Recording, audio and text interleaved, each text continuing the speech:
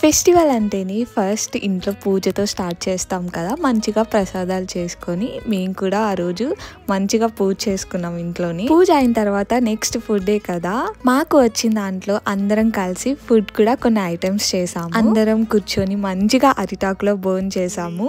Festivals అంటేనే అందరూ కలిసి ఒక చోట ఉండేసి మంచిగా కబుర్లు చెప్పుకుంటూ ఎంజాయ్ చేయడం నాకు తెలిసి. దాని తర్వాత వెళ్ళి క్రాకర్స్ తెచ్చుకొని నేనైతే కాల్చడం స్టార్ట్ చేసేసాను.